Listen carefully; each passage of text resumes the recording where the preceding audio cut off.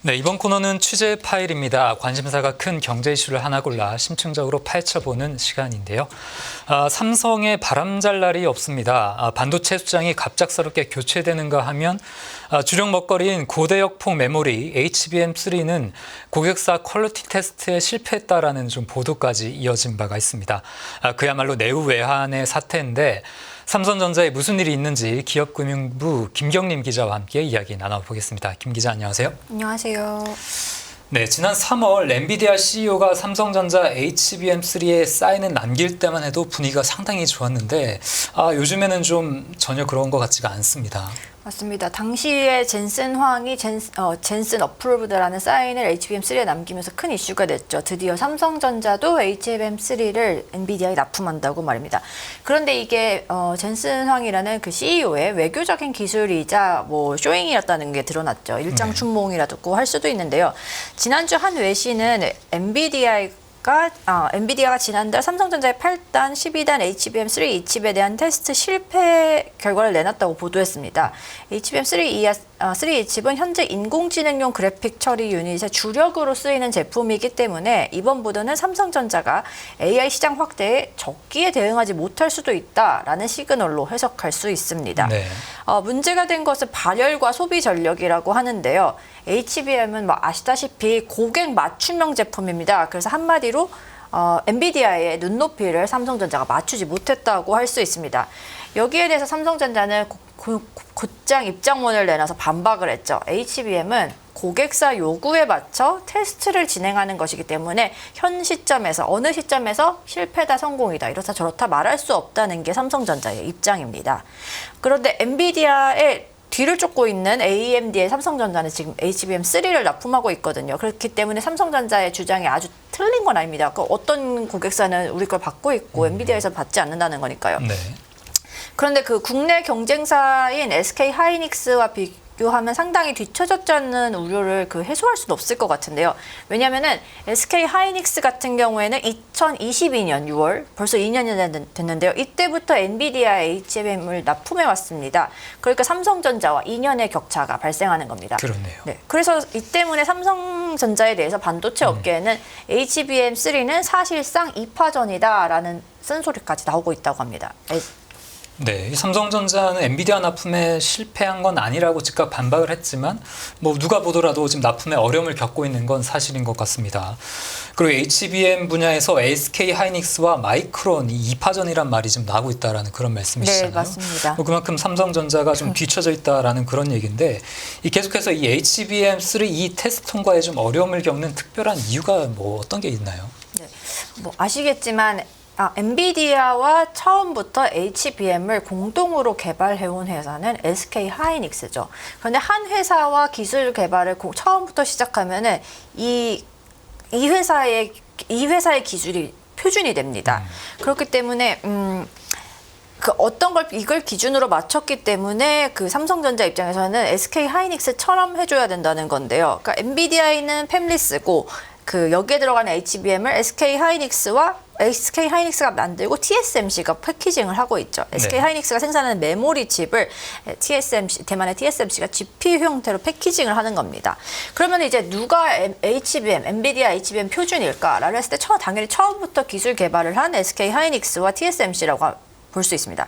그래서 삼성전자가 만든 메모리 칩을 SK 하이닉스의 표준을 적용해 TSMC가 테스트를 한다라고 할 수 있기 때문에 통과된 리가 녹록지 않다고 볼 수 있습니다. 네, 이 SK 하이닉스가 엔비디아의 HBM 납품에 있어서만큼은 자리를 확고히 잡았던 만큼 이 SK 하이닉스 HBM이 일종의 표준이 됐고 삼성전자는 이제 그것을 따라가야 하는 즉 후발주자이기 때문에 좀 어려움을 겪고 있다 이런 말씀이신데 이런 후발주자라는 이런 상황적인 그런 환경뿐만 아니라 기본적인 기술력도 아직은 올라오지 않았다 이렇게 좀 볼 수가 있는 건가요?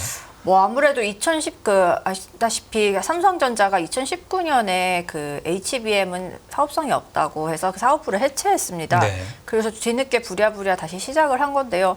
그러니까 2019년이 벌써 5년 전이 된 건데 HBM 개발을 재작년쯤 다시 재개를 했다고 하더라도 몇 년간의 기술 격차가 생길 수밖에 없다라고 볼 수가 있죠. 네, 그런 기술력 격차와 후발주자에 대한 이제 어려움 그 두 가지가 네, 좀 네. 혼합됐다 이렇게 볼 수가 맞습니다. 있겠습니다.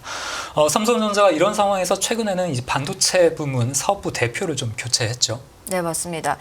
전영현 부회장이죠. 삼성전자가 반도체 사업부를 9월 수장이라고 경험 많은 노장을 데리고 왔는데요.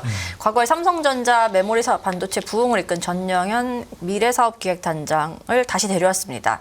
그래서 뭐 HBM 등 뭐 경쟁사에서 밀리고 있는 형국을 뒤집겠다는 보관으로 볼 수 있는데요. 전영현 부회장은 이제 일단은 SK 하이닉스의 HBM 독주를 막고 이른 시일 내에 엔비디아의 그 퀄리티 테스트를 성공해야 된다는 그런 막중한 임무를 맡게 되었습니다. 그다음에 뭐 여담으로 뭐 파운드리를 살려서 그 대만 TSMC를 따라잡아야 되고 심지어 나아가 이겨야 된다는 과제까지 상당히 무거운 짐을 지게 되었다고 볼 수 있습니다. 네, 이 전영현 부회장이라는 분이 다시 복귀를 한 건데 이 사람이 좀 독특한 이력으로 좀 눈길을 끄네요. 맞습니다. 그 원래 전 부회장은 뭐 정통 삼성맨은 아니죠. LG 반도체 D램 개발팀 출신인데요. 이후에 삼성전자 부회장까지 오르면서 전설이라고도 불리는 분이고요. 1991년 LG 반도체에서 직장 생활을 시작한 다음에 2000년이 돼서야 삼성전자 메모리 사업부로 자리를 옮깁니다. 그리고 2009년에 D램 개발 실장, 그리고 2014년에 메모리 사업부 사장까지 올랐습니다. 그리고 나서 메모리 사업부 사장까지 한 다음에는 이제 배터리를 만드는 삼성 SDI라는 그 계열사로 이동을 했는데요. 이때 2년 연속 적자였던 삼성 SDI를 뭐 흑자 전환하게 했다고 해서 공로를 높게 평가받는다고 합니다. 네, 뭐 이렇게 좀 반도체 수장을 좀 갑작스럽게 교체를 한 거잖아요. 말씀해 주셨다시피 뭐 파운드리의 어떤 과제까지 더해졌다 이렇게 말씀해 주셨는데 뭐 구체적으로 좀 HBM에서는 뒤처져서는 안 된다라는 어떤 그런 급박함도 좀 작용했다고 볼 수가 있겠죠. 네, 맞습니다. HBM 아무래도 뭐 지금 생성형 AI 시장에서 그 HBM이라는 게 되게 핵심적인, 그러니까 뭐 반도체가 산업의 쌀이었다고 불렸듯이 생성형 AI 서버 데이터 센터 시장에서는 그 HBM이 역시 쌀 같은 역할을 해줘야 되는데 뭐 기본적인 거라고 할 수 있잖아요. 근데 그 지금 기본도 제대로 안 되고 있으니까 이걸 잘 해야 된다라고 볼 수 있지 않을까 싶습니다. 네, 그리고 이건희 회장의 신복이다 이런 평가들도 좀 있네요. 네, 맞습니다. 삼성전자 내부적으로는 그 전영현 부회장이 외부 출신임에도 불구하고 부회장까지 올랐다는 걸 굉장히 높게 평가하고 있는데요. 특히 이건희 선대 회장 시절에 가신이었던 뭐 권노현 전 회장이나 이제 옛날 미래전략실 미전실이라고 하는 그 부서의 주요 인사들로부터 신뢰를 받고 있다고 합니다. 그래서 이제 이재용 회장 자체가 이제 2022년 11월께에 회장으로 선임되고 경영 전면에 나선 지 얼마 안 됐기 때문에 자신의 가신을 막 하기엔 좀 그러니까 아버지 세대에서 어느 정도 성과를 냈던 사람들을 계속 기용함으로써 안정화하려는 게 아닌가 그런 전략으로 풀이가 됩니다. 네. 그래서 뭐 일각에서는 갑작스럽게 교체한 것에 대해서 그 전에 반도체 사장이었던 그 경계현 사장을 언급하면서 경계현 사장에 대한 경질이 아니냐라는 얘기도 좀 나오는데요. 뭐 저는 개인적으로는 거기에 대해서 꼭 그렇지만은 않다라고 얘기하고 싶습니다. 네. 뭐 그 경전 사장에게 뭐 직접적인 책임은 없기 때문으로 그렇게 보시는 거죠?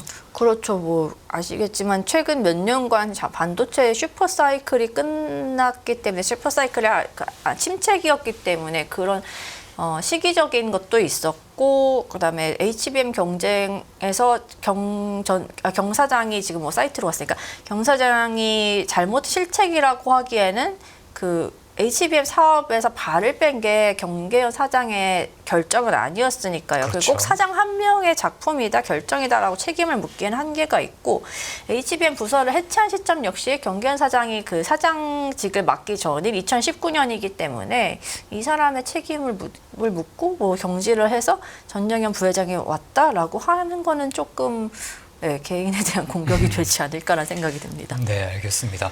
이 HBM3 이외에도 지금 삼성전자 반도체 사업이 좀 가지고 있는 과제가 많습니다. 시장에서는 그만큼 또 우려가 계속해서 이어지고 있는데 뭐 조금 전에 잠깐 말씀해 주셨습니다만 신임 수장이 이제 해결해야 될 과제 어떤 게 좀 있다고 보시는지요? 뭐 일단은 제일 시급한 거 HBM을 차치하고서 얘기해야 될 것 시스템 반도체죠. 이재용 회장이 넥스트 먹거리, 다음 먹거리로 잡고 있는 게 시스템 반도체입니다. 이재용 회장이 2030년까지 시스템 반도체에서 세계 1위에 달성하겠다라는 그런 비전을 내세웠는데요. 네. 그렇지만 사실 이 위탁 생산, 시스템 반도체에서 위탁 생산이라고 하는 그 파운드리의 상태가 그렇게 좋지가 않죠. 최근에 그 시장 조사 업체 카운트 포인트 리서치 조사를 좀 찾아봤는데요. 올해 1분기 파운드리 시장 점유에서 대만 TSMC의 점유율은 62%로 지난 4분기보다 1%포인트 늘어난 것으로 집계됐습니다. 삼성전자는 13%로 1%포인트 줄었고요. 네. 그래서 사실 TSMC와 삼성전자의 점유율 격차가 점점 벌어지고 있습니다. 그래서 양사의 격차는 지난해 2분기에는 46%포인트에서 47%포인트까지 벌어졌고요. 올해 1분기에는 이 49%포인트로 더 확대했습니다. 또 시장 점유율 역시 TSMC의 경우 그 기대치를 웃도는데요. 이 배경으로는 인공지능으로 촉발된 데이터 센터나 그 가속기 등의 수요가 뒷받침해줬다고 합니다. 그래서 TSMC 5나노 용량 팹 가동률은 뭐 계속해서 좋은 상태고요. 또 이 부분도 좀 생각해봐야 되는 게 TSMC와 삼성전자 파운드리의 수요처가 또 차이를 보입니다. 네. 그 삼성전자 파운드리 위탁 생산의 경우에는 주요 고객이 주요 제품이 스마트폰용 반도체입니다. 그러니까 삼성전자 MX 사업부에서 만드는 그 엑시노스 AP 같은 거를 여기 파운드리에서 만드는데요. 대신에 이제 MX 사업부 자체가 꽤 크고 든든한 고객사이기 때문에 외부의 주요 고객사가 없습니다. 그래서 삼성전자는 이제 3나노 공정에서 게이트 올어라운드라는 구조를 선보이면서 우리가 TSMC보다 잘할 수 있다라고 이렇게 어필을 하고 있지만 여전히 고객사 확보는 미진해서 일각에서는 그 GA의 게이트 올어라운드라는 기술 자체가 사실은 그렇게 대단한 게 아닌 게 아니냐라는 의구심도 나오고 있다고 합니다. 그래서 사실 그 전영현 부회장의 과제로 돌아가자면은 전영현 부회장은 이제 본인이 모시고 있는 이재용 회장의 2030 시스템 반도체 2030 비전 달성을 위해서 이제 파운드리도 성공시켜야 되고 내년에 출시되는 갤럭시 S25의 그 GA 공정을 통한 그 엑시노스 2500, 그 프로젝트명 솔로몬이라고 하는데요. 이런 것들의 양산을 성공적으로 이끌어내야 된다는 과제도 있습니다. 네, 말씀해 주신 대로 삼성전자 이 파운드리 쪽에서도 상당히 좀 어려운 상황에 그렇게 좀 처해 있네요.